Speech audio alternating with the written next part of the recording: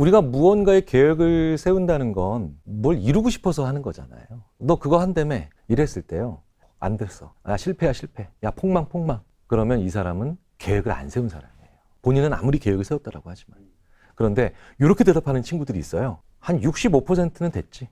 65라는 건요. 그 목표를 달성하기 위해서 눈금이 20개짜리 계획이 있었다는 얘기예요. 이걸 뒤집어서 얘기하면 우리가 계획을 세워서 한다라고 하지만 실제로 대부분 목표만 놓고 계획은 없는 경우가 대부분입니다.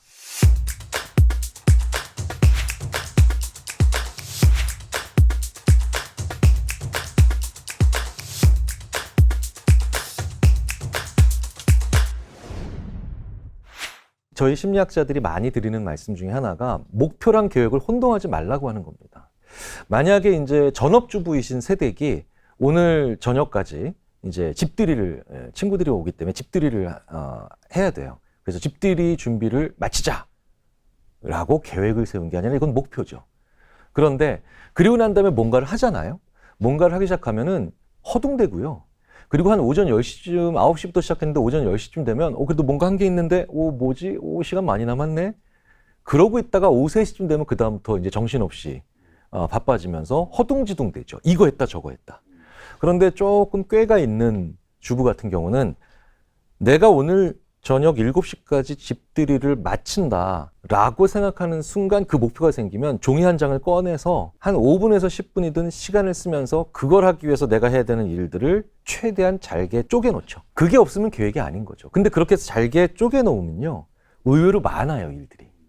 재밌는 건 조금 더 그 다음에 들여다보고 있으면 이렇게 그룹핑이 되거나 아니면 이렇게 분류가 됩니다. 순서가 자연스럽게 생긴다는 거죠. 그게 계획이에요. 그래서 그런 계획이 있으면 내가 진도감이 생기죠. 오후 2시가 됐는데 45%밖에 안 됐네? 좀 더 힘을 내자. 혹은 오후 3시가 됐는데 벌써 70% 가까이 됐네? 조금 여유 있게 다른 걸 또 해도 되겠구나. 라는 것들이 나옵니다. 즉 자기가 했던 일의 성공과 실패의 이분법적인 말을 한다는 건 내가 계획이 없었다는 겁니다. 그래서 목표가 하나 만들어지면 습관적으로 10등분 하셔야 돼요. 습관적으로 10등분 하셔야 됩니다. 네. 최소한 10등분은 해야 마음에 10개의 눈금이 생기잖아요. 그럼 그 10개의 눈금이 바로 진도고 점수가 되는 거거든요. 3개의 눈금은 좀 불안하죠. 불안하고요. 30개의 눈금은 처음부터 30개의 눈금이나 20개의 눈금을 맞추면 그러면은 내가 오히려 그것 때문에 혼란감이 생길 수도 있어요. 내가 도전하지 않거나 아예 안 하려고 하는 경향이 생길 수도 있다는 겁니다. 그러니까 가장 좋은 방법은 어떤 목표가 생기면 일단 10개로. 그런데 그 10개 가지고 충분하다 싶으면 10개겠지만 요 3번째랑 7번째는 더 쪼개야 되겠네? 라고 하면 하위 목표가 생기죠. 다시 그 하위 목표에 또 다른 계획이 생기게 될 겁니다. 이 애리조나 대학의 이 설득의 심리학의 저자 로버트 치알디니는 if, then, when 이 3가지가 다 들어가야만 사람의 행동은 바꿀 수 있고 이게 계속 반복돼야만 습관이 만들어진다라고 얘기를 합니다. 아침 6시에 일어난다. 그러면 6시가 되면 오른쪽 다리로 이불을 빼고 왼쪽으로 5분 있다가 베개를 뺀다. 그렇게 3가지 정도만 하면 이미 나는 잠을 깰 수 있는 최고로 좋은 상태가 돼 있는 겁니다. 그래서 마찬가지죠. 이렇게 우리가 하나로 보는 것들을 3개, 4개로 잘게 썰어놓기만 하고 그 다음엔 요거, 그 다음엔 요거, 그 다음에 이거 하면 마찬가지로 또 말씀하셨던 것처럼 신압으로 나는 잠을 깨 있는 상태가 되더라고요. 그러면 이런 질문이 또 가능할 것 같은데 어쨌든 계획이라는 거는 내가 좀 더 나아지기 위해서 하는 행동의 뭐 어떤 스케줄 일정이지 않습니까? 그럼 성장이라는 관점에서 봤을 때 뭔가 계획을 한다는 거는 제가 조금 더 나아지는, 내 삶이 더 좋아지는, 내가 더 나은 사람이 되는 뭐 그런 것과 관련이 있을 것 같은데 뭘 해야 될까요? 제가 예전에 처음 세바시 강연을 하러 왔을 때도 그때 저를 불러주셨을 때 제가 그 말씀을 드렸는데요. 사람들이 낯선 상황에 들어가야 기존에 있던 생각으로부터 벗어납니다. 이건 수많은 연구에서 입증이 됐죠. 낯선 것을 하는 이유는 정체되지 않기 위해서, 새로운 생각을 하기 위해서 반드시 필요한 거고요. 그렇기 때문에 우리는 비싼 낯선 경험보다는 좀 값싼 낯선 경험을 자주 할 수 있는 지혜가 필요해요. 재밌는 건 낯선 것들을 도전해라 라고 얘기할 때 사람들은요, 그러니까 프랑스에 가서 뭔가 전혀 다른 도전을 해야 되겠다. 미국의 그랜드 캐년에 가서 호연지기를 기르고 난 다음에 전혀 새로운 일에 도전해야 되겠다. 그런 분들은 가끔 세바시에도 자기의 15분 내에 그 큰 변화들을 압축적으로 말씀하시기 위해서 15분에 그 얘기들을 하시니까 그렇게 우리가 느껴질 때가 있어요. 하지만 실제로 그분들이 갑자기 뭐 수영을 하다가 갑자기 탐험가가 됐다가 갑자기 항공교관이 됐다가 이런 일들을 하는 걸 연결해주는 그분들도 기억하지 못했던 그 중간중간에 있는 징검다리들은요, 아주 사소한 낯선 것들을 경험하는 순간에 그런 것들을 할 에너지가 나오는 거거든요. 그래서 내가 자주 다니는 길, 옆길, 혹은 자주 가는 곳의 바로 옆 동네, 혹은 늘 먹던 음식과 약간 다른 것, 이런 살짝 다른 것들을 경험하면서 내가 의외로 전혀 다른 것을 하고 완전히 새로운 것을 할 수 있는 에너지를 얻게 되어 있어요. 그런데 우리 인간은요, 굉장히 큰 변화는 사실은 큰 낯설음을 통해서만 이게 가능하다라고 생각을 하는 경향이 있거든요. 절대 인간은 그렇지 않습니다. 실제로 조금 다른 일에 인간이 가장 저항해요. 지금 전국에 있는 대학 교수님들한테 완전히 다른 형태의 무언가가 있다면 그건 시대의 변화니까 우리가 받아들일 수 있어 라고 말씀하실지 모르겠지만, 사실은 지금 굉장히 많은 그 교수님들이 불편해하세요. 오프라인에서 하던 강의를 온라인에서 해야 되니까. 근데 강의라는 맥락에서는 똑같거든요. 근데 살짝만 다르니까 더 큰 불편함을 느끼시는 거예요. 정상적인 인간이니까 당연하신 겁니다. 그러니까 이걸 뒤집어서 얘기하면 살짝만 다른 변화를 줘도 우리 뇌는 굉장히 불편할 거라는 거죠. 그러니까 그 불편함이라고 하는 건 완전히 다른 생각 혹은 전혀 다른 것을 해보려는 시도 같은 것들과 연결이 되게 돼 있거든요. 그래서 계획을 짜실 때는 내 뇌를 꼬시면 돼요. 살짝밖에 안 달라.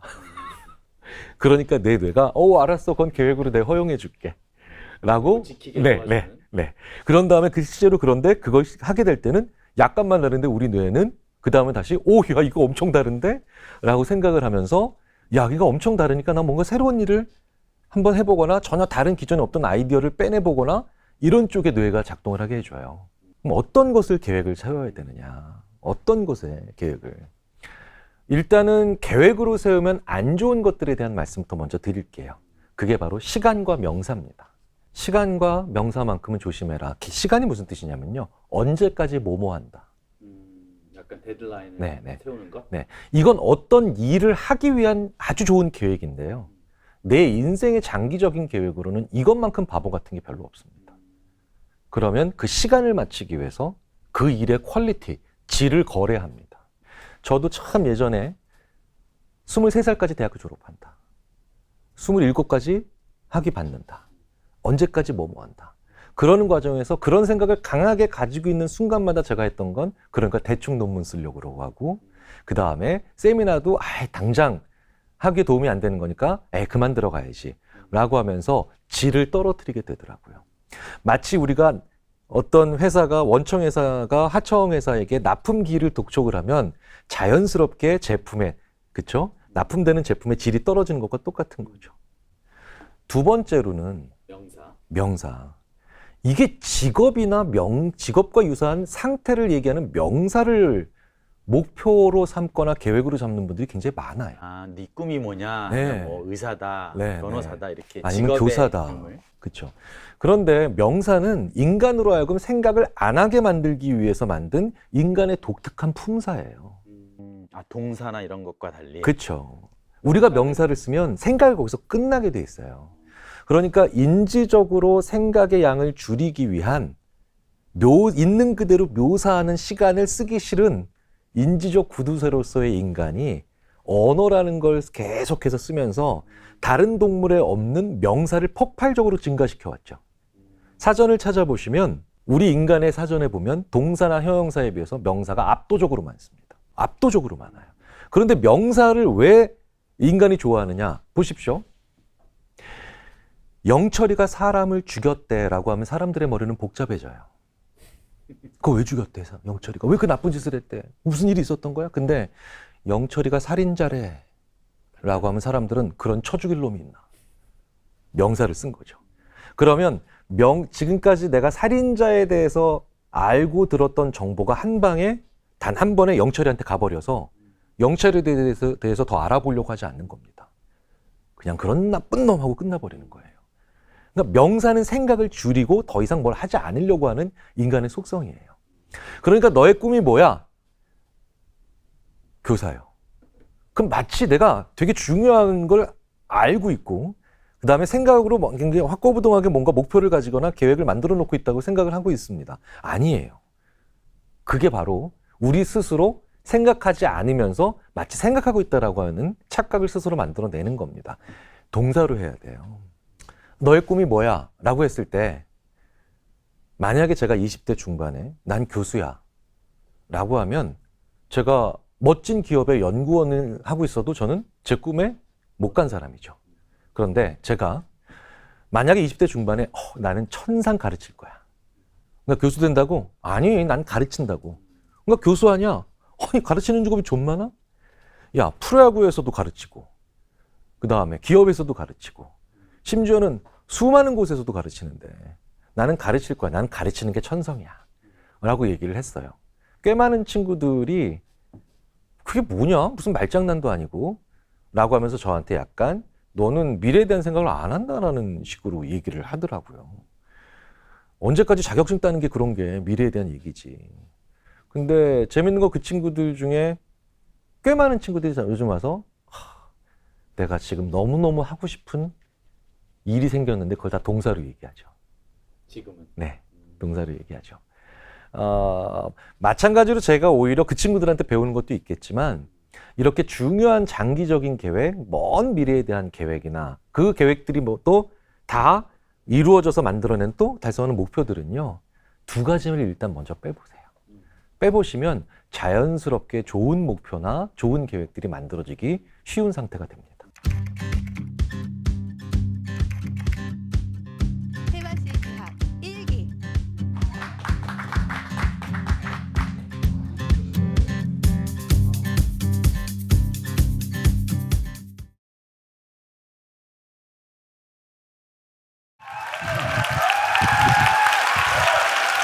안녕하세요.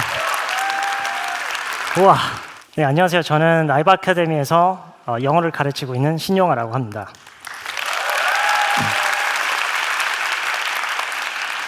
여러분, 영어 배우러 학원에 다녀보신 적 있죠?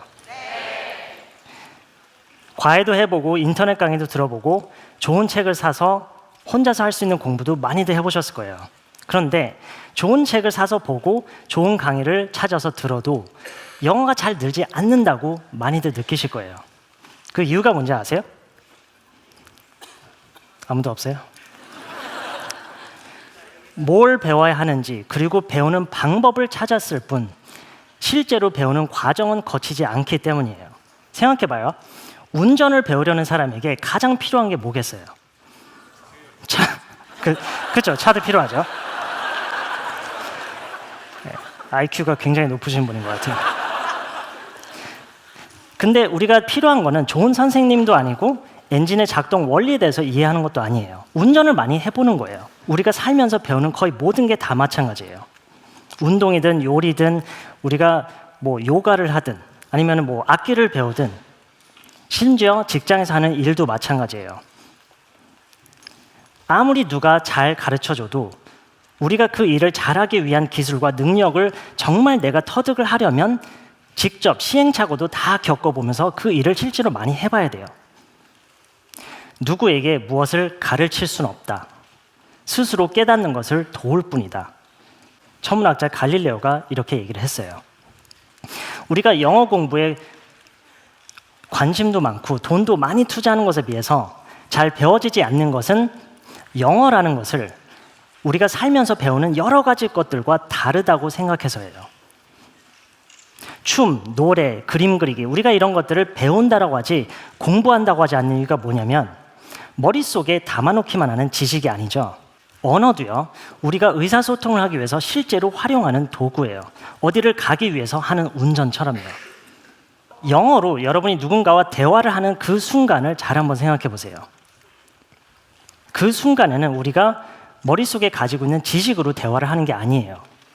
우리가 뭐 공부를 해서 암기하고 있는 문법이나 표현이나 단어를 그 순간에 구사를 할 수 있는 게 아니에요. 그 순간에는 이미 우리에게 익숙해져 있는 말만 할 수가 있어요. 그리고 그 말들은 어떻게 해서 익숙해져 있는 거예요? 책을 보고 강의를 듣고 이해를 하고 있어서? 아니죠. 보고, 듣고 말하기가 수십 번, 수백 번 반복이 되어서 이미 충분히 체화가 된 말들이에요. 우리가 자전거를 타는데 원심력과 관성에 대한 지식으로 타는 거라면 물리학자들이 세상에서 자전거를 제일 잘 타게요? 근데 그게 아니죠. 몸에 배어있는 감각으로 타는 거예요. 영어를 배우는 것은 공부하는 게 아니라 영어를 배우는 것은 이런 식으로 우리가 살면서 배우는 그 어떤 것과도 다르지가 않아요. 언어학자, 전문가가 될 게 아닌 이상 규칙과 원리에 대해서 이해를 하는 것보다 실제로 많이 사용을 해서 감각을 익히는 게 가장 중요해요. 자, 근데 이쯤 되면 항상 나오는 얘기가 있어요. 근데요, 선생님, 저는 영어를 쓸 기회가 평소에 너무 없어요. 영어로 얘기를 할 대화가 상대가 없는데 어떻게 연습을 해요? 축구 선수를 한번 생각해 보세요. 축구 선수가 당장 뛸 경기가 없다고 운동을 안 하나요? 군인이 당장 싸울 적이 없다고 훈련을 안 받나요? 여러분이 영어로 누군가와 대화를 할 일이 있다면 그거는 연습할 기회가 온 게 아니라 그게 실전이에요. 그렇잖아요. 물론 그 실전의 경험을 통해서도 연습 효과를 볼 수는 있겠죠. 하지만 운동선수가 경기를 위해서 평소에 헬스장 가서 근력을 키우고 개인 연습을 하는 것처럼 군인이 전투를 대비해서 평소에 훈련을 하는 것처럼 영어도 그 대화를 하게 되는 실전의 순간을 위해서 우리가 평소에 할 수 있는 연습을 해야 돼요. 자, 그러면 이제 자연스럽게 궁금해지는 게 연습은 어떻게 할까요? 도대체 영어를 어떻게 공부하면 좋을까요? 궁금하죠? 근데 그것보다 더 중요한 얘기가 있어요. 이 얘기를 듣는 사람들의 80%가 아니다. 80%는 아니고요. 90%가 이 방법을 받아들이지 않아요. 이렇게 하면 돼요라고 하는데 그 방법을 안 받아들여요. 그 이유는 그 방법이 쉽거나 빠르거나 편리하거나 즐겁거나 특별한 방법이 아니기 때문이에요. 엄청 귀찮고 힘들고 지금 제가 하고 있는 얘기를 여러분이 들어야 하는 것처럼 굉장히 지루한 과정이거든요. 근데 사실 누구나 마음속 깊게는 알고 있어요. 물론 그렇겠죠. 다른 언어를 배우는 게 어디 쉬운 일이겠어요? 근데 그러면서도 늘 뭔가 찾고 있어요. 그래도 뭔가 좀 마법 같은 비결이 있지 않을까? 게다가 더 최악인 건 우리가 이런 기대를 계속해서 할 수 있도록 노력하는 사람들이 있어요. 어쩌면 여기 중에도 있을 수도 있어요. 이 브랜드를 선택하면 영어가 해결된다. 이 선생님을 선택하면 영어가 해결된다. 이 방법을 알면, 이렇게만 하면 영어가 해결된다. 많이 들어보셨죠? 물론 어떤 새로운 방법이 있으면은 그게 새롭기 때문에 처음에는 재밌어요. 이거다 싶기도 해요. 그리고 영어를 처음 배우시는 분들, 아무것도 없는 백지 상태이기 때문에 처음에는 조금만 해도 많이 늘어요. 처음에는. 근데 생각해 보면은 세상의 모든 게 다 그렇지 않나요? 그래서 뭐든지 뭘 하든 처음에는 다 재밌잖아요. 심지어 삽질도 처음 해보는 몇 번은 재밌을걸요? 근데 재미가 없어지는 시점이 있어요. 왜 재미가 없어지죠? 뭔가를 배우는데 처음에는 재밌다가 왜 재미가 없어져요? 그렇죠? 힘들어질 때, 어려워지기 시작할 때 재미가 없어져요. 우리가 이렇게 스마트 시대에 지금 살고 있으면서 생활이 여러 가지로 많이 편리해지고 있어요. 그러면서 버릇이 나빠진 걸까요? 이렇게 뭐든지 간편하고 빠르고 수월하게 그리고 즐겁게 해야만 하는 그런 병에 걸린 게 아닌가라는 생각을 저는 자주 해요.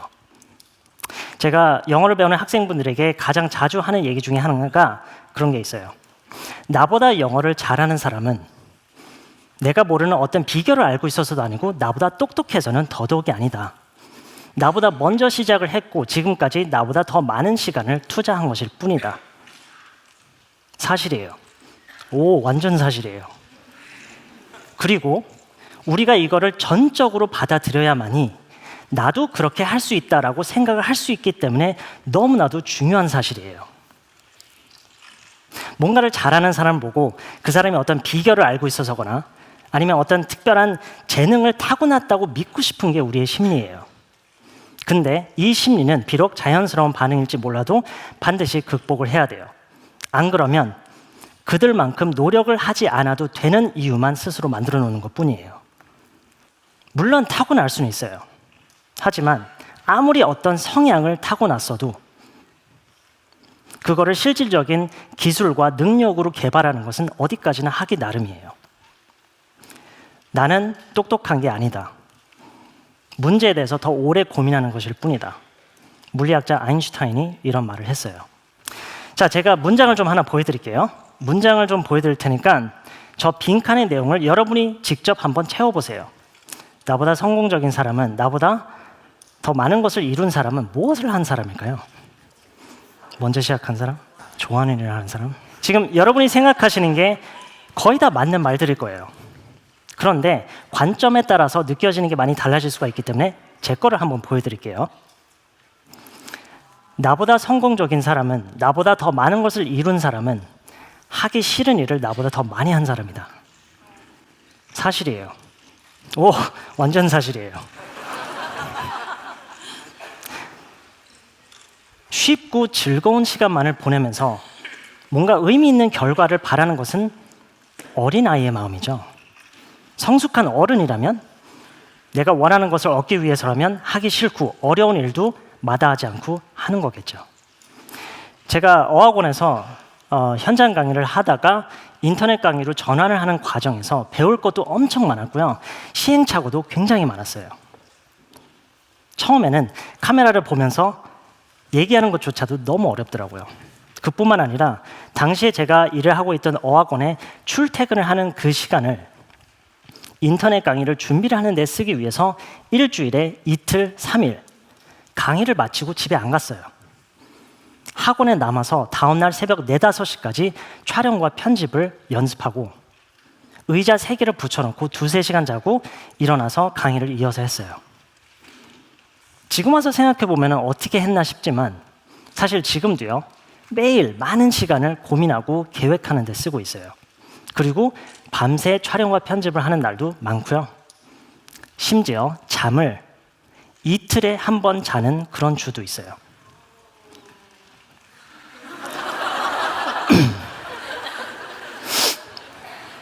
주변에서 많이 해주는 얘기가 무리하지 말라는 거예요.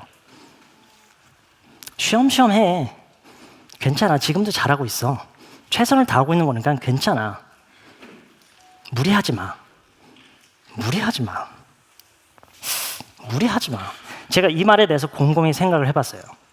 비록 우리가 서로를 아껴주는 마음에서 물론 하는 얘기라서 감사하지만 우리가 절대로 피해갈 수 없는 현실이 있어요. 변화와 성장은 언제나 우리의 한계점에서 이루어진다. 이건 어떤 유명하게 죽은 사람이 한 얘기가 아니라 지금 여기 계시는 분들 누구나 다 직감적으로 느끼고 있는 사실이에요. 변화와 성장은 언제나 우리의 한계점에서 일어나요. 그것도 한계점에 도달하면서도 아니고 그 한계점을 유지를 해야 돼요. 그 한계점에 머물러 있어야 돼요. 아마 운동을 본격적으로 해보신 분들은 잘 아실 거예요. 우리 삶의 질을 높이기 위한 것이라면 무리를 하는 게 맞다고 저는 생각해요. 혹시 여기 다이어트에 성공해 보신 분들 계세요? 설마. 체중 감량에 성공한 사람들로부터 우리가 듣고 싶어하는 얘기가 보통 어떻게 했는지 그 방법에 관한 걸 거예요. 저도 처음에는 여러 가지 방법을 찾아보면서 여러 번의 시도와 실패를 반복을 하다가 깨달은 게 있었어요. 중요한 거는 가장 효과적인 방법을 찾는 게 아니라 생각을 고치는 거였어요. 그래서 저는 생각을 이렇게 고쳤어요. 더 행복해지기 위해서 노력을 하기보다 지금의 불행을 합리화해서 받아들이는 것을 더 편하다고 느끼지 말자. 되게 바보 같죠? 얼마나 미련해요. 그런데 사실 이 심리에 사로잡혀 있기가 너무 쉬워요. 그렇지 않나요? 저도 물론 이런 생각과 마음을 한순간에 정리한 건 아니에요. 사실 지금도 사실 항상 속에서는 항상 갈등이 있어요. 싸움이 벌어지고 있어요. 쉽게 말하면 자신과의 싸움이죠. 제가 사실 이렇게 많은 분들 앞에서 이렇게 얘기를 하는 게 오늘 처음이에요. 박수가 나올 줄 모르네. 게다가 영어 강의가 아닌 내용으로 이렇게 얘기를 하고 있는 것은 더더욱이 해본 적이 없고요. 처음에 연락을 받았을 때 가장 먼저 들었던 생각이 하기 싫다였어요. 너무 무서웠어요. 이런 자리에 나와서 서 있는 게. 지금도 겨우 서 있는 거예요. 너무 무섭고 힘들고 귀찮겠다라는 생각이 가장 컸어요. 그래서 바로 하겠다고 했어요.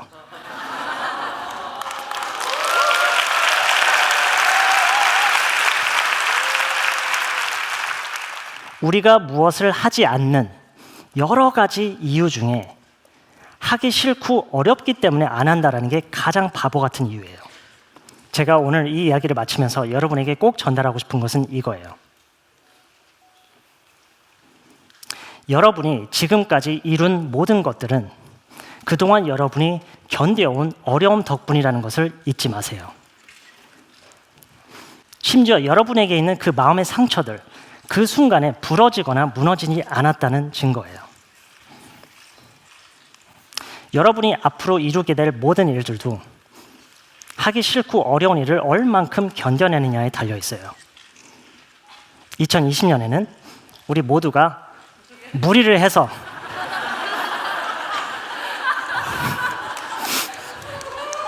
다 같이 크게 성장하는 해가 됐으면 좋겠습니다. 네, 감사합니다.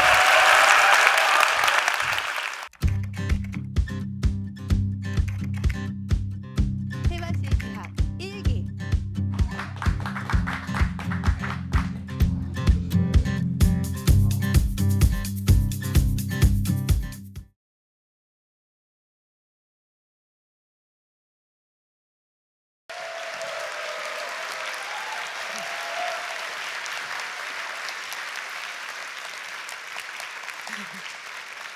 안녕하세요. 안녕하세요. 한유정입니다. 할리우드 미술 총감독 한유정입니다. 오늘 제가 얘기하려는 거는 원하는 것을 얻으려면 미쳐야 한다인데요. 저희가 할리우드에서 같이 일했던 분들 사진들을 몇 개 모아봤습니다. 벤 스틸러, 그 옆에 스탠리 같은 경우는 여러분들 좋아하신 스파이더맨, 엑스맨 이런 것들을 다 창조하신 분입니다. 배우보다 더 훌륭하신 분이죠. 그리고 제임스 코번, 주라기 공원의 제프 골드블룸, 또 클리프 커리스 같은 사람은 다이아드, 또 트레이닝 데이즈 이런 데 있고, 여러분도 잘 아시는 로스, 우디 헤럴슨, 뭐 앤디 가르시아 이런 분들과 같이 열심히 일을 했었습니다. 저는 우연한 기회에 무대 디자인이란 그런 이제 분야를 중학교 때 들었는데요. 우연히 들은 그 단어 한마디, 거기서 오는 그런 강렬한 느낌 하나만으로 그 자리에서 제 미래를 결정해 버렸습니다. 무대 디자이너가 되겠다고. 근데 그렇게 결심을 하고 나서 막상 돌아보니까 무대 디자인에 대해서 아는 사람도 없고 지금처럼 인터넷이 있는 것도 아니고, 아름아름 어떻게 안 게 미국은 무대 디자인이 굉장히 발달돼 있다, 이 정도 얘기만 들었어요. 그래서 그날부터 저는 이제 무대 디자인을 하러 아메리카에 가야겠다, 이렇게 해서 아메리카에 꽂혔습니다. 그래서 이제 막상 가려고 보니까 부모님이 저를 보내주셔야 되잖아요. 그래서 부모님을 열심히 졸랐어요. 그랬더니 중학생 여자애가 미국을 가겠다는데 그것도 혼자, 당연히 반대하셨죠. 저희 아버지는 또 굉장히 보수적인 분이셨거든요. 근데 반대를 하셨지만 저는 이제 막무가내로 막 조르니까 저희 아버지가 저를 설득하신 게, 일단은 대학교부터 가봐라. 그래서 저 대학교 들어갔습니다. 저 보내주세요. 야, 대학교 들어갔으니까 졸업은 해봐라. 졸업했습니다. 저 좀 보내주세요. 그랬더니 저희 아버지가 졸업하느라 수고했다. 이제 시집가서 남편하고 유학 가라. 이렇게 바로 결론이 나셨어요. 그래서 그때 제가 엄청난 배신감을 느끼고 또 실망을 하여서 제 친구들은 이제 졸업해갖고 열심히 취직하겠다고 막 그럴 때 저는 포켓 당구에 열심히 미쳐서 당구만 치러 다녔습니다. 그 옆에 카페에서 카페 서빙하면서 이렇게 돈 조금 벌어갖고 또 당구 치러 가고 그 생활을 제가 한 6개월을 반복을 했어요. 근데 반복을 하다 정말 어느 날 갑자기 턱 든 생각이 있었는데, 근데 내가 미국을 가려면 왜 부모님의 허락을 받아야 되는 거지? 이런 생각이 드는 거예요. 근데 생각을 해보니까 답이 하나였어요. 제가 자립 능력이 없었기 때문에 그런 거예요. 근데 그러면 내가 자립 능력을 키우면 되는 거 아닐까? 라는 생각이 되니까 갑자기 정신이 번쩍 나기 시작하더라고요. 그래서 그 길로 포켓 당구와 카페를 그만두고 이제 어떻게 하면 취직을 할까? 근데 저는 취직을 하더라도 그냥 돈만 주는 잡을 갖고 싶지는 않았어요. 제가 원하는 무대 디자인을 하기에 최대로 가까운 그런 분야에서 일을 하고 싶었고, 제 전공이었던 인테리어 디자인을 살려서 그래, 그러면 인테리어 디자이너가 되자. 그럼 돈은 최대로 많이 주는 곳에 가야 한다. 그럼 대기업이잖아요. 그 당시에는 이제 제 그 대기업들이 지금도 그렇지만 가장 돈을 많이 줬을 때니까, 그러면 인테리어 디자이너가 돼서 대기업에서 일을 하자로 결심을 굳혔습니다. 근데 뜻이 있는 곳에 길이 있다고 진짜 제가 정말 열심히 준비를 하니까 대기업에 합격을 해버렸어요. 그것도 국내 굴지 대기업에. 그래서 인테리어 디자이너라는 멋진 이제 직함을 갖고 열심히 일하는 척하고 있는 게 전데요. 그때 이제 인테리어 디자이너로 열심히 회사에서 일을 했습니다. 근데 일을 하니까 막상 이제 어느 정도 인정을 받고 편해지는 시점이 오더라고요. 근데 그 편해진 시점이 오니까 이 꿈이고 뭐고 이 회사를 관두기가 싫은 거예요. 이제 이 자리에서 안주하고 싶은 그런 생각이 드는데, 그때 제가 들었던 생각이, 내가 사실 지금 이 자리에 있는 거는 내 꿈이 있었기 때문에 그걸 쫓아가려다 여기까지 왔는데, 여기서 편하다고 관두면은 나는 영원히 내 꿈을 잡아볼 기회는 없겠구나, 이런 생각이 들어서 다시 이제 마음을 다잡고 열심히 이제 준비를 하기 시작했는데, 저 같은 경우는 미술을 전공했고 또 무대 디자인은 디자인과이기 때문에 포트폴리오를 만들어야 됐어요. 그래서 회사에서 이제 퇴근을 하고 집에 오면은 저는 무조건 방문을 걸어 잠그고선 부모님 몰래 포트폴리오를 준비했습니다. 그 생활을 이제 반복을 하다가 유학 준비도 하고 이러다가 어느 날 드디어 USC에서 제가 이제 합격 통지서, 이거 글씨가 잘 안 보이지만 이거 합격 통지서가 이렇게 날라옵니다. 그래서 이걸 받고선 이때 이제 부모님께 저는 저를 미국에 보내주세요가 아닌, 자 이제 저는 가겠습니다, 이렇게 통보를 했습니다. 근데 의외로 저희 아버지가 제 힘으로 처음부터 끝까지 이뤄낸 걸 보셔서 그런지 반대를 안 하시고, 그래 그럼 네가 정말 가고 싶으면 가거라 라고 말씀을 하셨어요. 그래서 이제 저는 드디어 미국 유학을 떠나게 됩니다. 근데 여러분도 아시다시피 서양에서는 18세가 지나면 이제 부모님한테서 이렇게 독립을 하잖아요. 그래서 대부분의 이 서양인들은 학생 신분일 때 이미 학자 대금을 받아서 그 대출을 받아서 그 친구들이 그 학자금 대출을 받아서 그 친구들이 그거를 평생 갚아가면서 그렇게 학교를 다닙니다. 그러고 나서는 이제 부모님한테 이렇게 뭔가 도움을 청하는 걸 굉장히 창피해하는데, 사실 저희는 어떤가요? 부모님이 학비 대주신 거 당연하고요. 심지어는 30대, 40대가 돼서도 만약에 시집 장가를 안 가신 분들은 이 생활비 한 푼 안 보태시면서 부모님 옆에 이렇게 딱 붙어 계시잖아요, 그렇죠? 저희가 사실 그런데 저는 어찌 보면은 자의반 타의반으로 제가 원하는 길을 가기 위해서 이렇게 독립을 하게 됐는데, 사실은 저도 미국 유학 가기 전에 부모님한테 한 가지 부탁을 드렸었어요. 제가 딴 건 모르겠는데 딱 1년만 도와주십사. 왜냐면 제가 자리를 잡는 시간은 필요하지 않겠습니까? 라고 했는데 부모님께서 그러마 하셨었어요. 근데 저에게는 그 1년이란 시간도 사실은 굉장히 큰 사치였던 게, 미국 간 지 몇 달 만에 바로 IMF가 터져갔고요.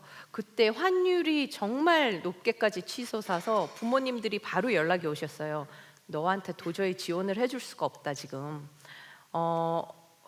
정말 10년이란 세월을 싸워갖고 저는 힘겹게 갔는데 이렇게 다시 한국으로 돌아가야 되는 건가 망연자실할 때 제가 지푸라기라도 잡는 심정으로 교수님을 찾아갔는데 저희 교수님이 그러시더라고요. 또 장학생이었다고 몰랐냐고. 그래서 감사합니다. 그래서 조금 허무하기도 했지만 즐거운 마음으로 그 장학금을 받고 어떻게 기적적으로 미국에 제가 머물게 됐어요. 근데 학비는 해결됐지만 의식주가 해결돼야 되잖아요. 그래서 그때부터 정말 닥치는 대로 학교 내에 살 수 있는 잡들을 다 구하러 다녔는데 제가 그래서 그때 조교도 하게 됐고요. 또 USC 내에 있는 이제 소품실에서도 일을 하게 됐습니다. 그때 이런 소품실에서 일을 했어요. 꼭 귀신 나올 것 같은 소품실인데 이런 곳에서 제가 일을 하면서 이제 생활을 했었습니다. 근데 여러분들 이렇게 뭔가에 미친다는 게 뭔지 아십니까? 내가 원하는 것을 얻기 위해서는 물불 가리지 않는다, 뭐 그런 것이죠.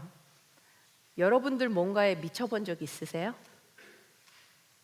끄덕끄덕 하시는 분도 있지만 대부분이 그런 미친 짓은 절대 하지 않는다라는 표정으로 절 쳐다보고 계신데, 아니면 나는 그런 것들을 이렇게 뭔가에 절실히 원해서 미쳐본 적이 없고 글쎄 그런 게 과연 나한테 일어날 수 있을까, 이렇게 좀 단정을 짓고 계신 분들도 있으실 수 있는 것 같은데, 지금 여기 앉아 계신 분들 최소한 반 이상이 남자분들 같으신데요. 남자분들 좋아하시는 여자분 생기시면 대부분들 다 미치십니다. 그렇지 않으세요? 2시간 넘는데 2시간 넘는 거리를 데려주고 데려오고 또 데려다주고 이런 거 미치지 않으면 못하는 짓이에요. 근데 그런 짓 열심히 하시는 분들, 또 게임에 미치신 분들도 계시지 않나요? 아니면 음주 가무에 미치셨다든가 아니면 현재 미쳐 계신 분들, 뭐 다 좋습니다. 그 말은 저희 안에는 이렇게 뭔가에 미칠 수 있는 그런 잠재력이 다 있다는 소리입니다. 근데 이 엄청난 힘을 발휘할 수 있는 이 잠재력, 뭔가에 미친다는 그런 잠재력을 왜 일이나 공부에는 적용할 수가 없는 걸까요? 만약에 저희가 이런 엄청난 잠재력을 내가 정말 좋아하는 일을 발견을 해서 거기다가 적용을 한다면 어떨까요? 저에게도 제가 무대 디자인을 하면서 나 정말 무대 디자인에 미쳤었구나라고 생각했던 적이 있습니다. USC 대학원 시절에 대학원생이면요 의무적으로 매 학기 이 세트를 디자인을 해줘야 돼요. 이 세트를 디자인해준 이 세트에 여러 과들이 굉장히 많이 의존을 하게 되는데, 뭐 배우들은 거기 무대에 서게 되고 의상, 뭐 조명 다, 그래서 굉장히 중요한 세트입니다. 이 큰 책임에 또 대학원 공부에 저는 영어 공부도 해야 됐죠. 여기에 또 제가 조교로 일하면서 미국 학생들한테 페인팅을 가르쳐 줬었어요.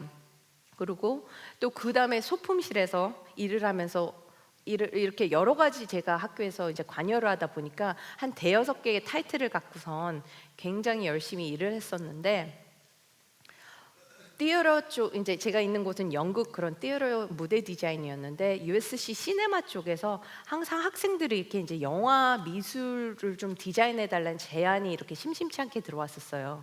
근데 대부분 제 친구들, 제 동료들은 다 그걸 안 하겠다고 했어요. 왜냐면 너무 부담스러우니까.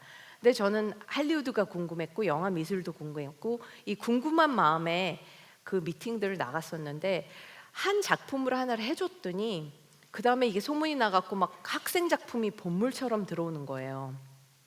근데 여러분 아신지 모르겠지만 학생 작품은 대부분이 무료 봉사입니다.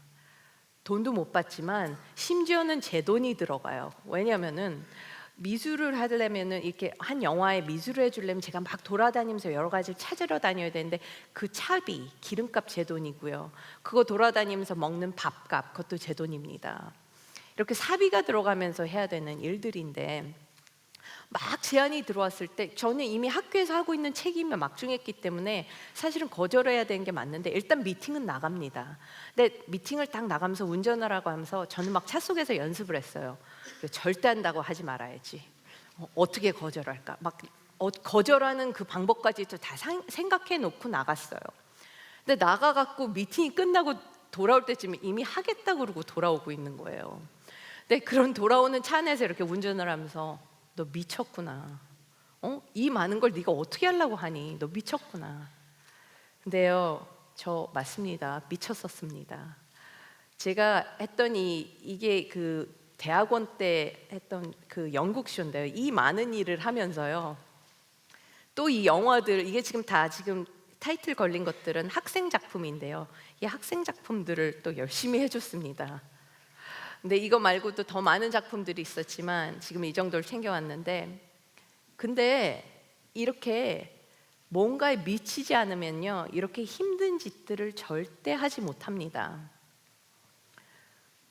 지금 이렇게 돌이켜서 생각해 보면은 그 돈도 안 되고 제가 돈도 없고 시간도 없는 가난한 유학생이었는데 어쩜 그렇게 돈도 안 되는 일을 많이 했는지 참 신기해요.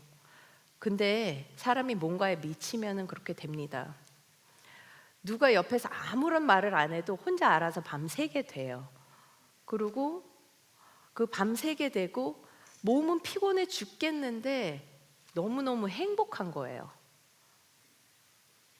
제가 할리우드에서 여러 사람들하고 일을 해봤는데요.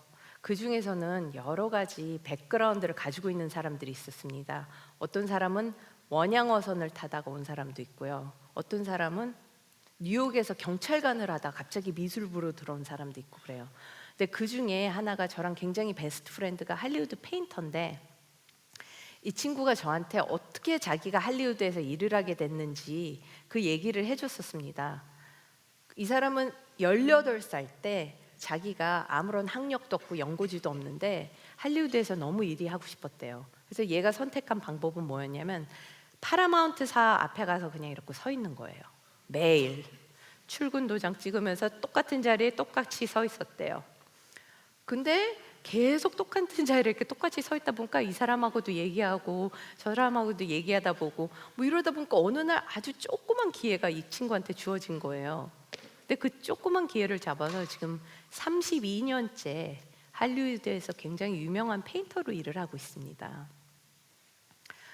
뭔가 기회를 잡는다는 것, 또 거기서 경험을 쌓는다는 것, 내가 원하는 분야의 하나의 전문가가 된다는 것은 이렇게 직접 몸으로 부딪혔을 때만 가능한 일입니다.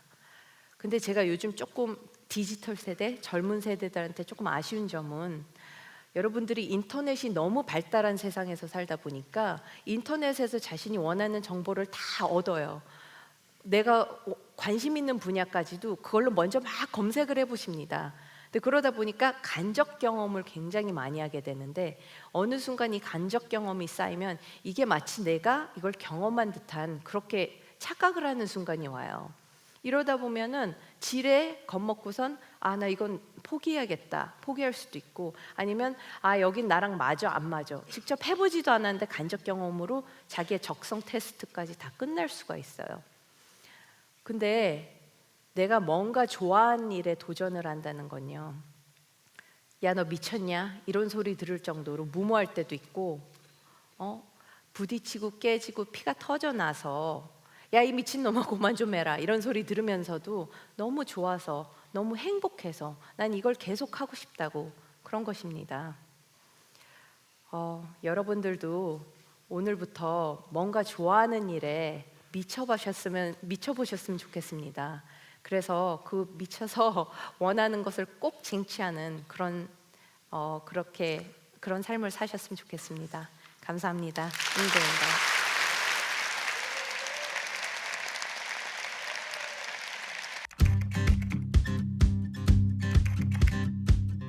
세바시 기학 1기.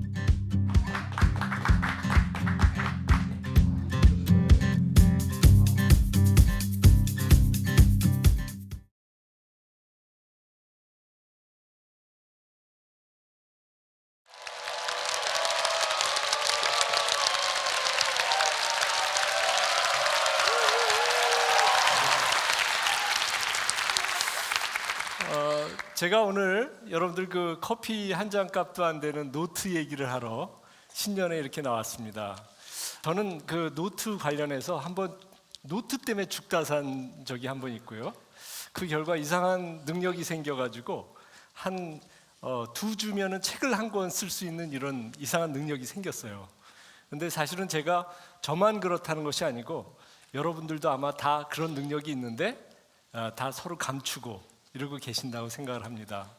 저는 천재와 그 다음에 천재가 만들어내는 시대, 이것에 대해서 관심이 많았습니다. 과학을 연구하다 보니까 대부분의 사람들이 다 천재예요. 그 천재의 벽을 제가 넘을 수가 없었는데요. 어느 날 그 사람도 사람이라는 걸 생각하게 되면서 제가 이제 그 사람들의 그 뒷조사를 시작을 했습니다. 그랬더니 그들에게 노트가 있었어요.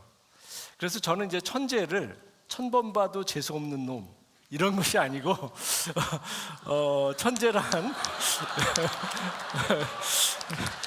천재란 시대를 열어내는 사람, 그죠? 1등은 그 시대에 적합한 사람, 그죠? 그러나 천재는 시대를 열어가는 사람. 이렇게 생각을 해보면 우리는 모두 천재일 수 있습니다. 여러분들 지금 이 자리에 모이신 여러분들은 세상을 바꾸는 시간을 우리 같이 갖고 있잖아요. 세상을 바꾸는 것은 왜 바꾸죠? 새로운 시대를 만들어내기 위한 것이죠. 그렇다 그러면 우리 모두는 새로운 시대를 만들어낼 천재인 것입니다. 그런데 지금 이런 세바시와 같은 이런 강연이 허구한 날 일어났던 시대가 있어요. 그게 17세기의 유럽입니다. 유럽에는 요즘은 조금 이상한 의미로 쓰입니다만 살롱이 있었고요, 클럽이 있었어요. 근데 그곳에서 연사들이 모여들고 지위 고하를 막론하고 사람들이 모였어요. 의사도 오고 법률가도 오고 문학가도 오고 대장쟁이도 오고, 그래가지고 서로의 새로운 생각을 마구 얘기하던 그런 토론의 시대가 있었습니다.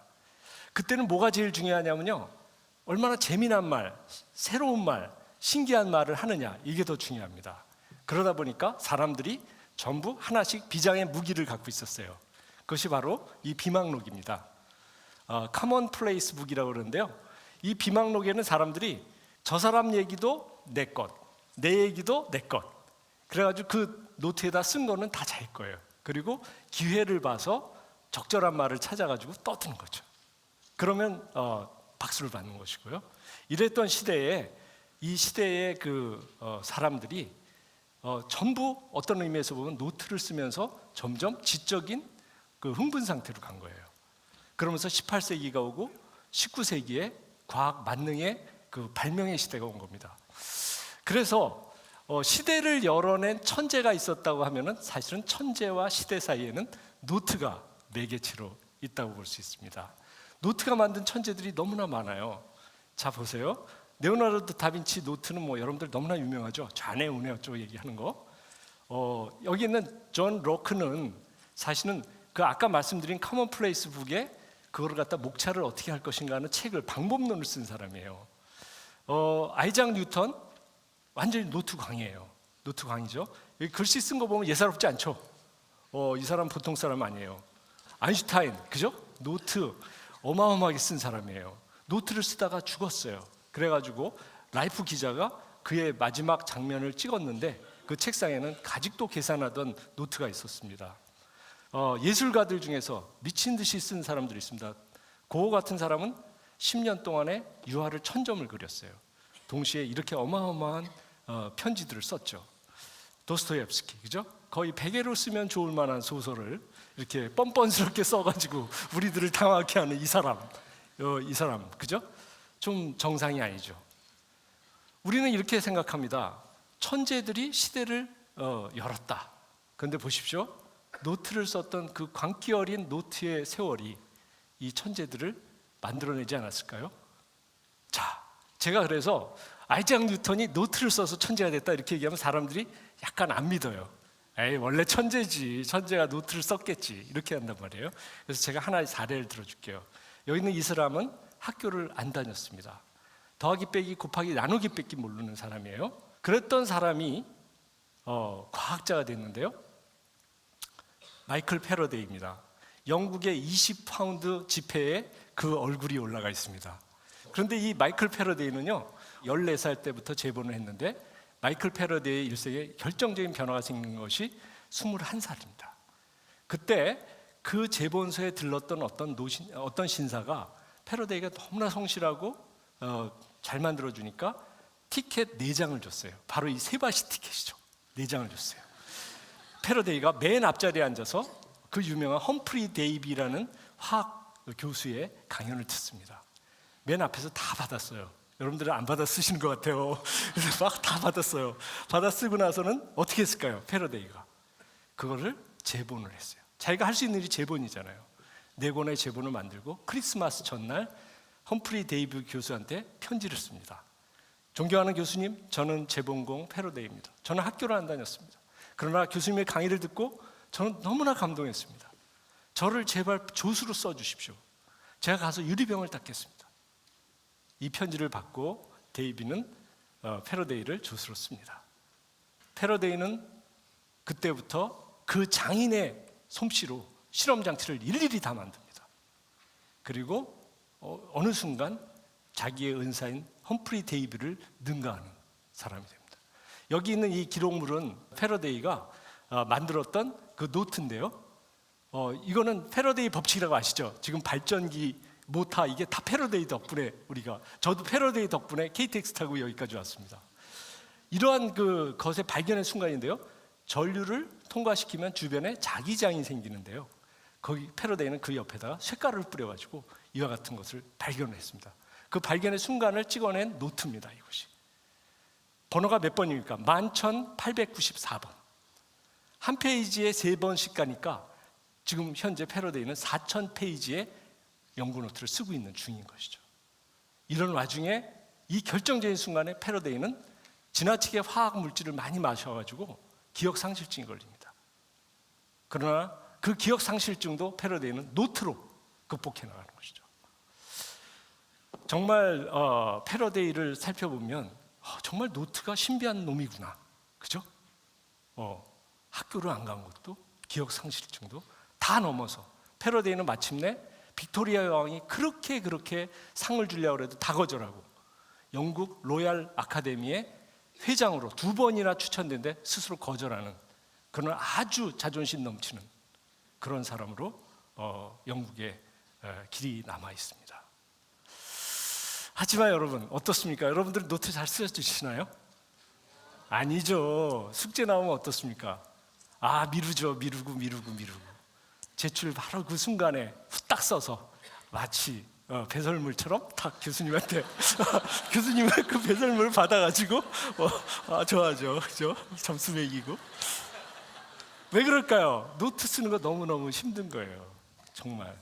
그래서 노트를 쓰는 것을 막는 심리 현상이 있답니다. 그걸 블록 현상이라고 하는데요. 내가 노트를 쓰는데 노트를 잘 안 써진다 그래서 블록 현상은 아니에요. 노트가 안 써져요. 글이 안 써지는데 괴로워요. 고통이 오면 블록 현상이에요. 괴롭지 않으면 괜찮아요. 여러분들 안 괴로우면 괜찮죠? 그러면 아니에요. 근데 혹시 이 자리에 괴로운 사람이 있으면 블록 현상이에요. 이 블록 현상은 사실 여러분들한테도 아마 왔다 가고 왔다 갔을 거예요. 저한테도 이 블록 현상이 찾아왔었습니다. 제가 한동대학교 처음 왔을 때 그때는 제가 꽤 잘 나가는 과학자였어요. 저 굉장히 교만한 놈이었어요 그때. 그랬는데 한동대학교 와가지고 제가 이제 오만일에 약방의 감초처럼 나대다가 연구를 등한히 했어요. 그리고 연구는 제가 언제든지 할 수 있다고 생각을 했는데 한 3년 후에 제가 책상에 앉아서 연구를 하려고 그랬는데 안 되는 거예요. 맨 처음 불안했어요. 내가 연구를 못하는 사람이 됐나?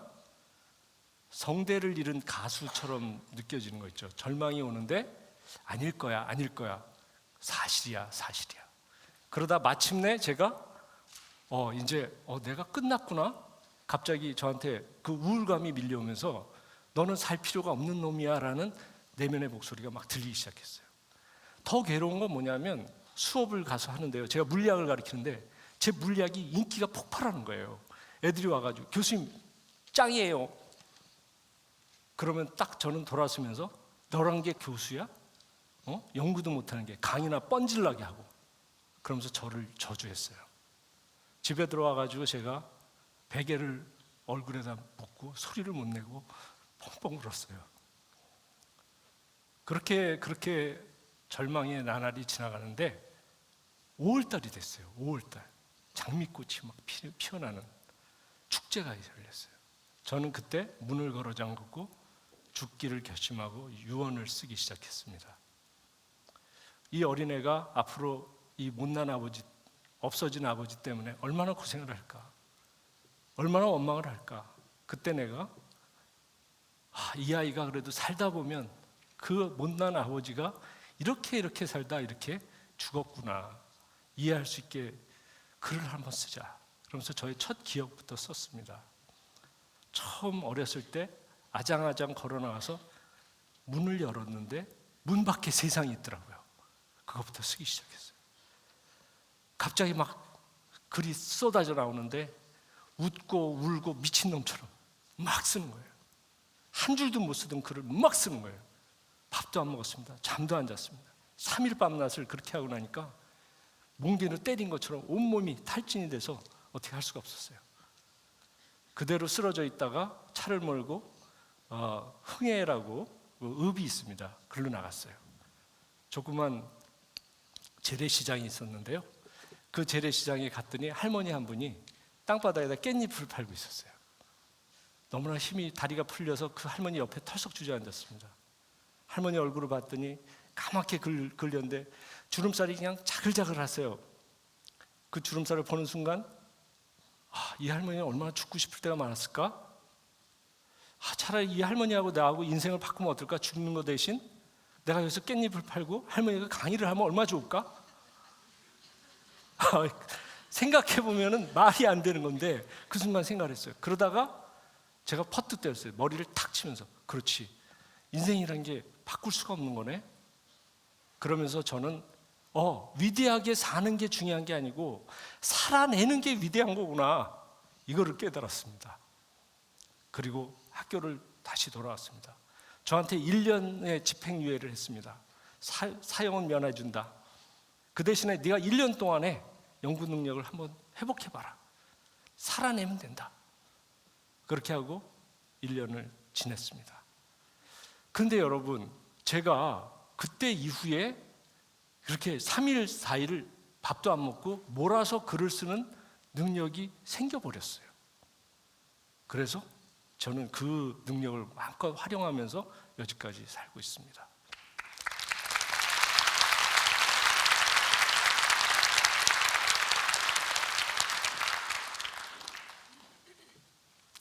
이제 여러분들한테도 그렇고 저는 죽었다 살아났지만 블록 현상은 언제든지 왔다 갈 수 있습니다. 그때 우리 너무나 괴로워하면 안 됩니다. 노트는 여러분들 안에 있는 천재를 꺼낼 수 있는 겁니다. 그거를 꺼내기 위해서 몇 가지 팁을 제가 알려드리겠습니다. 첫 번째, 정자체로 또박또박 쓰십시오. 그 이유는 뭐냐 하면은 여러분들 생각이 막 폭발할 때 여러분들 못 씁니다. 그때 오히려 더 천천히 정자체로 또박또박 쓰십시오. 그러면 여러분들의 이 생각의 폭풍이 글과 함께 동조가 일어나면서 여러분들이 내가 쓴 글이란 말이냐 하는 그런 놀라운 경험을 하시게 될 겁니다.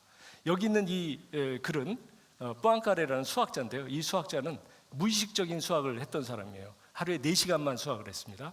그런데 나머지 시간은 무의식에 던졌던 사람인데요. 여기 옆에 있는 것처럼 완전히 무의식에 그 난무하는 생각을 점처럼 찍은 것이 있죠. 그러나 그가 글을 쓸 때는 이렇게 니트하게 썼어요. 노트는 이렇게 또박또박 잘 써야 될 이유가 또 있습니다. 노트는 왜 쓰는 거냐면요, 다시 읽기 위해서 쓰는 겁니다. 노트를 또박또박 쓰고 나서 언제든지 그거를 펼쳐내면 그 생각하던 그 순간으로 여러분들이 시간 여행을 할 수 있습니다. 그 다음에 거기서 어떻게 합니까? 여러분들의 생각을 다시 생각하게 됩니다. Think about thinking. 이렇게 되면 어떻게 되냐면 이거를 뭐라 그러죠? 메타인지라고 그러죠. 메타 코그니션. 그렇게 되면 여러분들을 초월하는 그러한 생각을 해낼 수 있습니다. 천재가 나오는 것입니다. 자, 또 하나 여러분들 에디슨이 그런 말 했죠. 천재는 99%의 노력과 1%의 영감님이 오셔야 돼요. 영감님, 인스피레이션, 그죠? 그래서 많은 사람들이 그 1%의 영감을 받기 위해서 굉장히 매일매일 잠도 자보고 뭐 여러 가지를 하죠. 그러나 99%의 노력, 이것은 무엇입니까? 이것을 우리는 땀 흘림이라고 생각합니다. 계시보다 강한 땀 흘림. 노트를 쓰는 것은 정말 육체 노동이죠. 이 육체 노동을 통해서 여러분들은 여러분들의 천재까지 다가갈 수 있습니다. 여러분들 쓰다 버린 노트 너무 많죠. 그래서 노트 사기가 너무 두렵지 않습니까? 노트를 끝까지 쓰는 팁, 그거는 뭐냐면 여러분들이 노트를 사는 순간 20%를 무조건 쓰세요. 20%를 쓰고 나면 그 노트를 버리지 않습니다.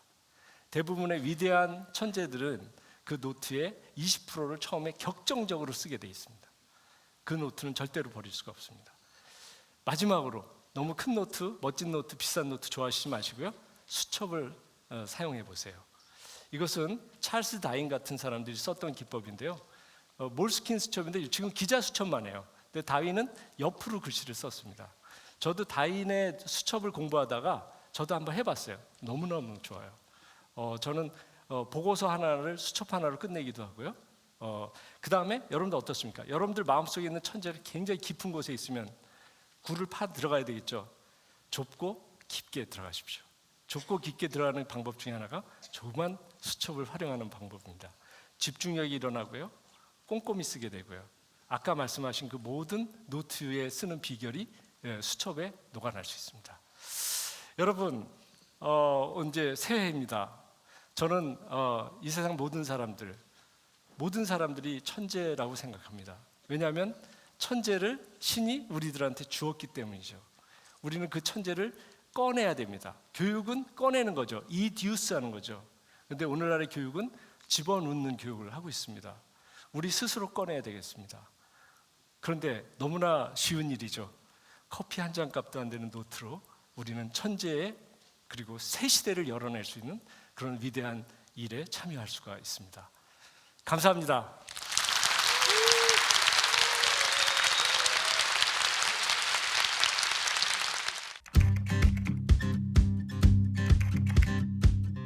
세바시의 기학 1기.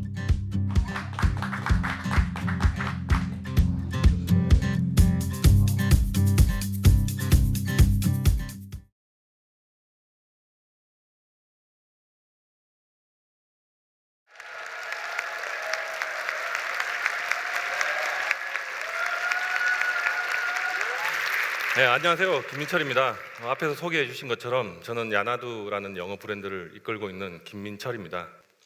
저에게 세바시에서 전화가 왔습니다. 이 강의를 한번 해보지 않으련 그랬는데 저는 제가 과연 이 강의를 할 수 있을까라는 생각이 들었는데 그분이 이렇게 얘기해 주시는 거예요. 이번 이야기는 실패꾼인데 실패장인 너 맞습니다. 저는 실패장인이고요. 실패꾼 맞습니다. 7년간 사업하면서 총 27개의 프로젝트를 했는데요. 그 중에서 24개를 망했습니다. 일명 말았죠. 이 정도면 저는 실패꾼이라고 얘기할 수 있을 것 같고 그리고 실패장인이라고 이야기할 수 있을 것 같습니다. 그런데 오늘 아이러니하게도 제가 강의하는 내용은 100% 성공하는 법을 여러분들에게 이야기 드릴 테고요. 그리고 그 이유는 제가 24개를 실패하면서 약 한 150억 정도를 말아먹었습니다. 그리고 그 안에서 저는 많은 경험들을 했죠. 이렇게 하니까 실패하는구나. 그리고 그 중에 겨우 하나 찾아낸 거예요. 100% 성공하는 법.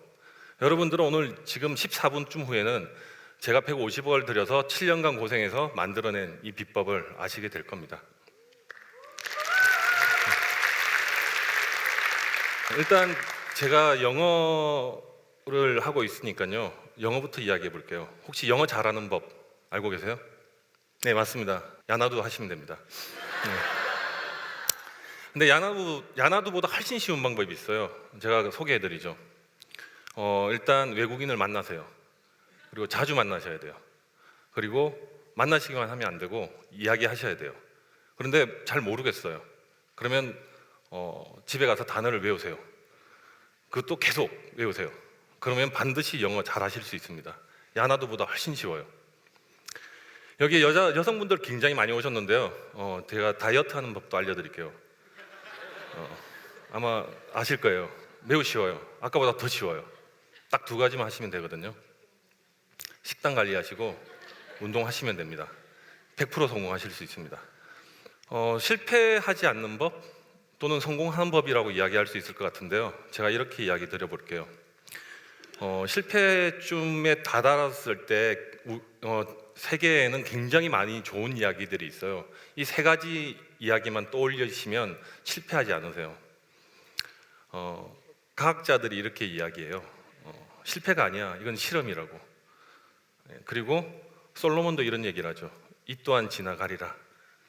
그리고 제가 군대에서 일명 원상폭격이라는 얼차례를 봤는데 저희 주임 상사께서 이렇게 얘기하시는 거예요. 피할 수 없으면 즐겨라. 맞아요. 피할 수 없으면 즐기면 돼요. 실패했을 때 즐기고 또 도전하면 돼요. 반드시 성공하실 수 있습니다. 아무것도 아니죠.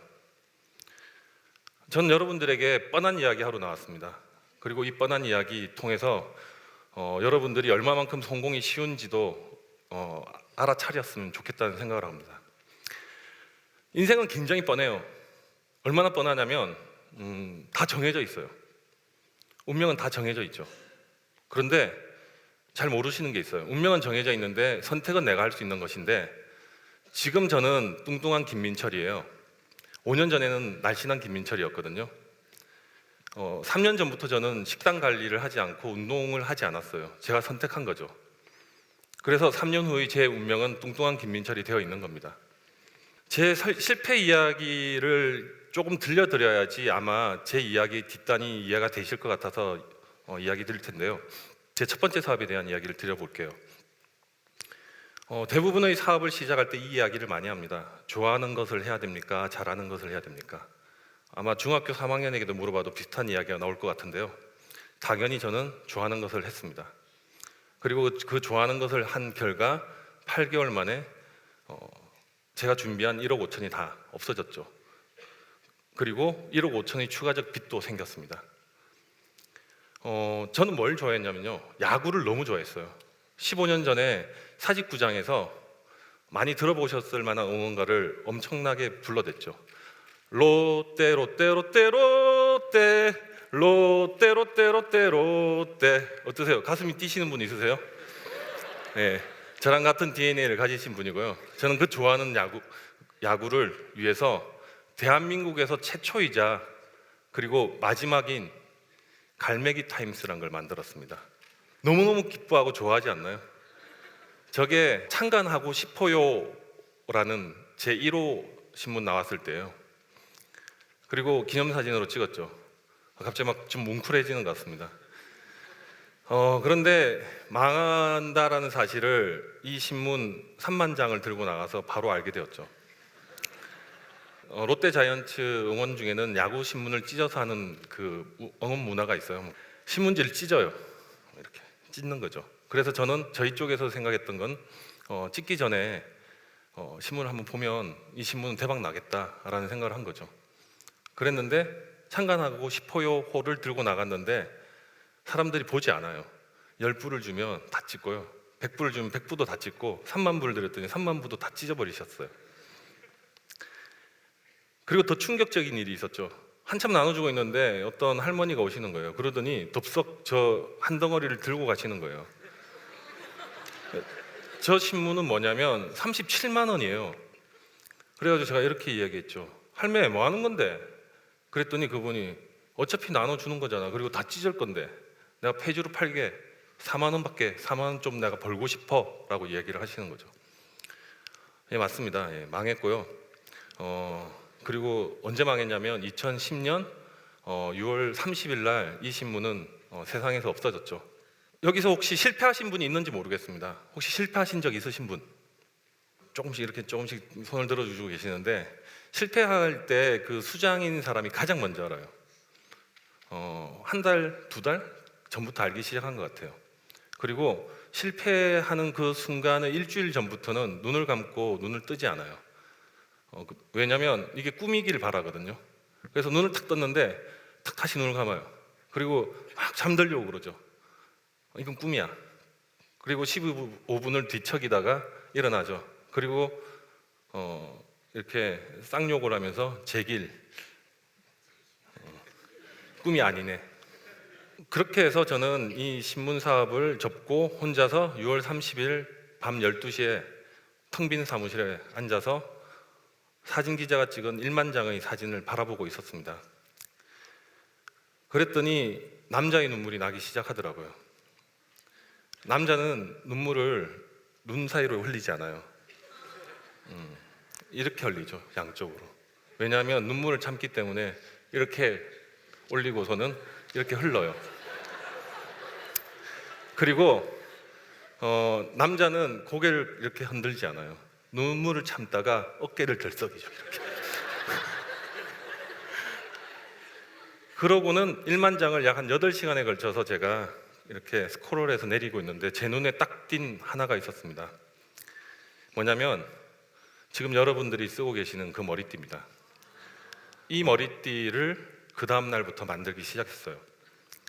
색종이를 오려서 지금 보이시는 저 리본 미키마우스 머리띠에 붙여서 만들기 시작했는데 금방 저는 좌절했어요.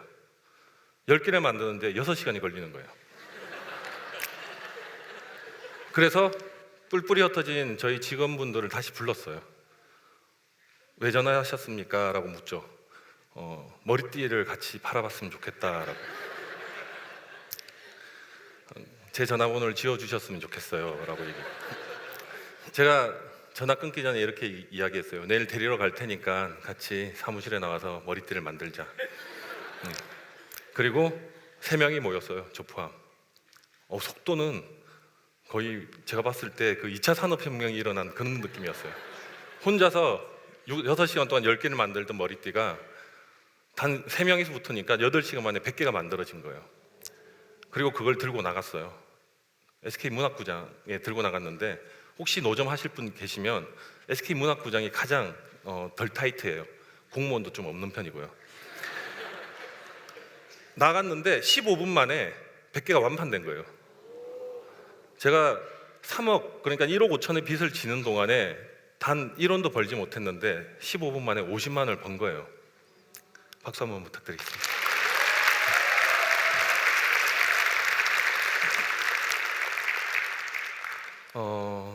그리고 저는 꿈을 꾸기 시작했죠. 머리띠 왕이 되겠다. 머리띠 왕이 되기로 마음을 먹고 일단 8개 구단에 다 납품을 했어요. 1년 반 만에 빚도 다 갚고 약 한 3억 정도의 종잣돈이 생겼습니다. 야구 좋아하시는 분들은 다 아실 거예요. 그때 저는 스티브 잡스였어요.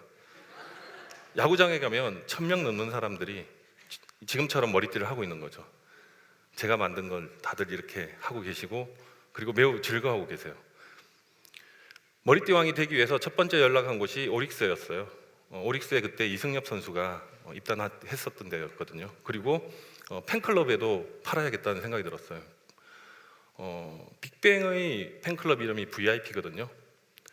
그런데 깜짝 놀랄 만한 일이 생겼어요. VIP에는 뱅봉이라는 놀라운 응원 도구가 있어요.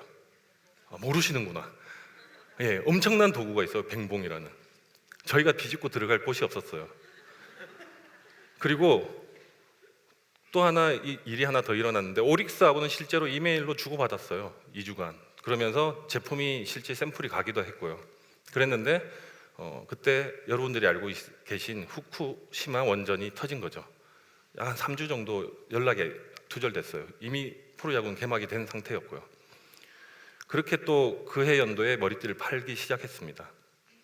그런데 머리띠를 팔기 위해서 사업을 시작한 건 아니다 보니까 많은 고민을 하게 되더라고요. 그래서 저는 EBS에 찾아가서 토익 목표 달성이라는 브랜드에 우리 3억을 투자하고 싶다라는 이야기를 했습니다. 그때 저희 내부에 있던 직원분들은 엄청나게 많이 반대했죠. 왜 이렇게 생고생을 해가지고 3억을 만들었는데. 근데 제가 이렇게 이야기했습니다. 우리가 머리띠를 만들려고 사업을 시작한 건 아니지 않냐.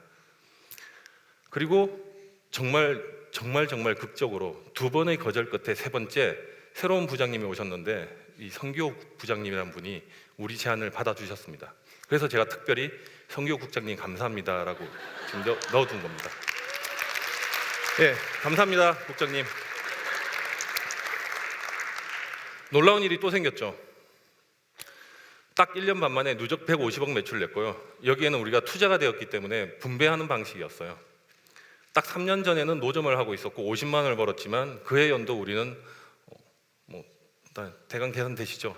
예, 수십억을 번 그런 기업이 되었습니다. 근데 이 토목달은 어떤 제품이냐면 여러분들 중에 학생이라면 아마 보셨을 만한 그 가격 전략인데 영원이라고 얘기하는 것들이 있어요. 너가 수업을 끝까지 다 들으면 강의료를 돌려줄게 라고 하는 것인데요. 그걸 최초로 도입한 제품이에요. 근데 왜 그렇게 도입을 했냐라고 했을 때 저희가 데이터를 열어봤더니 강의를 구매하신 분들 중에 10%밖에 끝까지 보지 않으시는 거예요. 그리고 더 놀라운 이야기도 있어요. 20%는 열어보지도 않으세요. 웃으실 필요는 없는 게 집에 수없이 많은 책들과 그 보지 않았던 인강들을 떠올리시면 다들 이해하실 겁니다. 실패쟁이가 만들 수 있는 시스템이었던 것 같아요. 왜 실패하느냐라고 했을 때 하기 싫으니까. 그래서 하기 싫으면 한번 할 수 있게끔 돈을 줘볼게 라고 이야기를 한 것이고요. 물론 반대 부딪혔죠.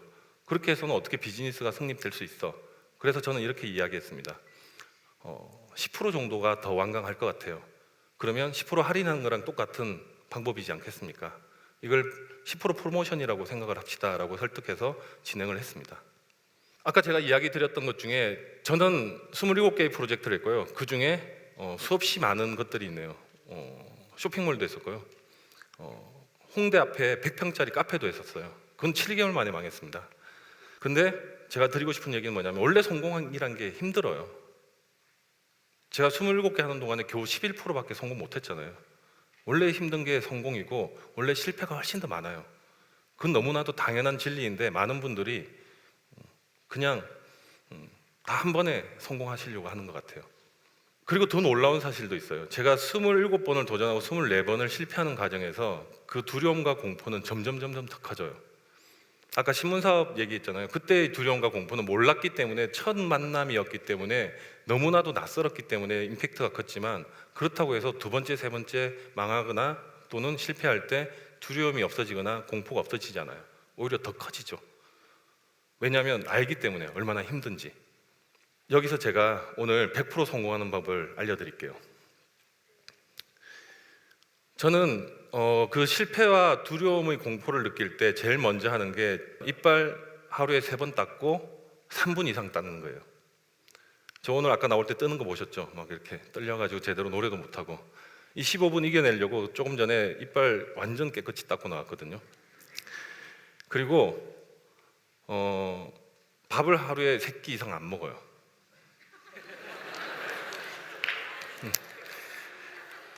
그런데 왜 그게 중요하냐면 실패를 하면 모든 것이 너무 처참해져요. 그 감정은 모든 확신이 없어지죠. 인생에 있어서 무엇도 이제 더 이상 할 수가 없어요. 그래서 제 주변에 있는 아주 작은 것부터 먼저 다시 성공을 해야 됩니다. 왜냐하면 그 감정이 매우 중요하거든요.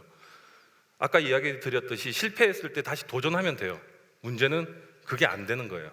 그게 안 될 때 어떻게 해야 되냐면 내 손가락을 꼼지락꼼지락 움직이듯이 내가 간장할 수 있는, 내가 움직일 수 있는, 내가 성공할 수 있는 일부터 해야 돼요. 어떻게? 100% 성공할 수 있는 것. 95%도 아니고 반드시 성공할 수 있는 일을 해야 됩니다.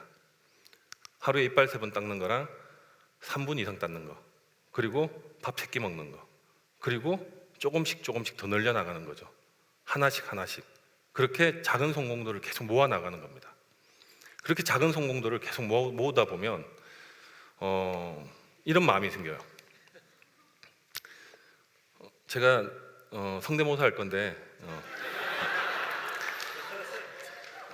너 내일을 위해 살지만 난 오늘만 산다 하면서 이렇게 고맙습니다. 원빈은 명대사라고 생각하고요. 저는 원빈보다 더 쪼개어서 살아요. 지금 이 순간만을 위해서 삽니다. 지금 이 순간의 성공을 위해서만 살고요. 그걸 계속 하루하루 조금씩 모으는 거죠. 그런 것들을 모으다 보면 우리가 정말 바라는 것들과 만날 수 있어요. 저는 올림픽 경기 보면 가장 감동스러울 때가 언제냐면 금메달을 따고 저렇게 두 팔 올려서 누구보다도 단 1초의 망설임도 없이 이렇게 하는 것. 전 그걸 보면 내 인생에 저것도 한 번쯤 있었으면 좋겠다라는 생각을 되게 많이 했어요. 그리고 저도 저걸 드디어 했어요. 올해 2017년 1월 2일 날. 2016년 5월 달까지만 하더라도 야나두에는 잔고가 11만 원 남아 있었는데요. 2017년 1월 2일 날은 어떤 일이 있었냐면 하루 만에 매출이 10억까지 나온 겁니다. 그날 저는 이런 포즈를 지었죠. 절대 놓치기 싫어서 찍었어요. 우프다고 하죠. 울면서 기쁜 거예요. 너무너무 기뻤어요. 근데 눈물이 나더라고요. 막 쏟아지더라고요. 보고 있으니까 또 뭉클하면서 올라오는 것 같습니다. 여러분들에게 드리고 싶은 이야기는 뭐냐면 작은 성공의 경험이 매우 소중하다는 걸 아셨으면 좋겠어요. 그리고 그것들이 모여서 우리가 원하는 곳으로 간다고 생각합니다. 조금씩 매우 조금씩 간다고 생각해요. 그리고 어느 날 그런 것들이 모여서 나도 모르게 흐름을 타기 시작해요. 그리고 그 흐름들은 나만 믿는 것이 아니라 많은 사람들이 같이 믿어주기 시작해요. 그래서 그게 성공으로 도달하는 거죠. 저는 오늘 야나두의 이야기를 하면서 흡사 야나두의 현재까지를 저의 이름인 듯 얘기했지만 알고 보면 많은 사람들이 저와 같은 작은 성공의 경험들이 모여서 이 큰 성공이 이루어졌다고 생각합니다. 그리고 오늘 여러분들에게 100% 성공하는 방법을 소개해드렸습니다. 150억을 날리고 7년간 고생한 끝에 건져낸 비법이니까 제 말 딱 한 번만 믿어보시고 만약에 실패에 직면했고 좌절에 직면해서 단 한 발도 못 나갈 것 같으면 정말 아주 작은 성공부터 다시 시작해 보셨으면 어떨까라고 제가 이야기 드리고 싶습니다. 원래 마지막 이건 안 하려고 했는데 회사 대표다 보니 저 양해 구하면서 하겠습니다. 야, 너도 할 수 있어.